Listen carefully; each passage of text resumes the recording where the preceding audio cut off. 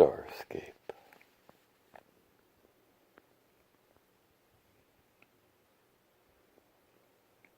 And nebula. Clouds of gas in interstellar space that form new stars. And we thought for most of our existence that we've known about these, about 100 years,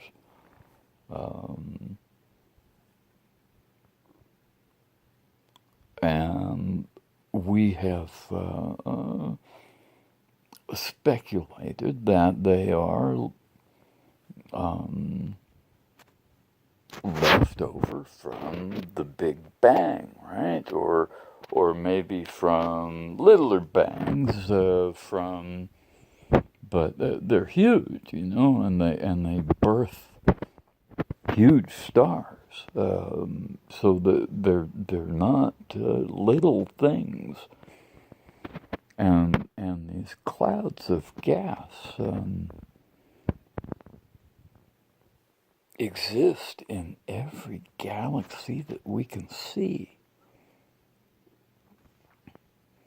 And it turns out that empty space, that is the vacuum of space, creates sub-quark particles.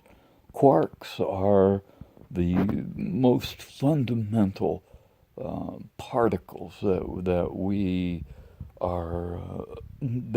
know of, that build matter that we know of. Okay? And there's 6 different types of quarks, but they come from these sub-quark particles. Quarks are made up of 3 bits, and for normal matter, it's 2 ups and a down quark. 2 downs and an up makes antimatter.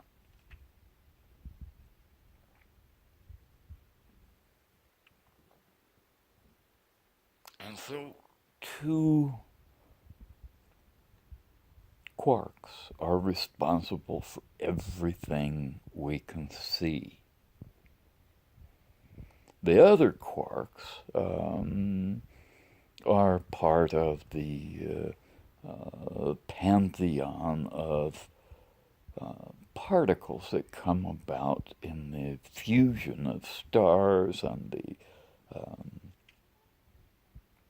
various other types of matter in the universe, including dark matter, which is somewhat mysterious, and I haven't thought about it too much at this point in time.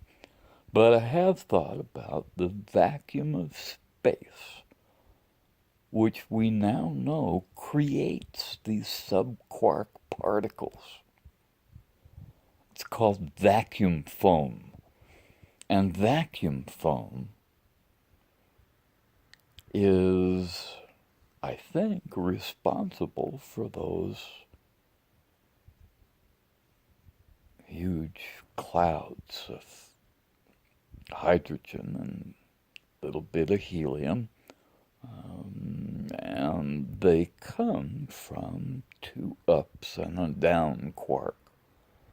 And everything else in the universe came from hydrogen, the most simple element there is. And as we build, it builds up into the next thing. There's helium, right? It's 2 particles, 2 protons, and 2 neutrons, and 2 electrons.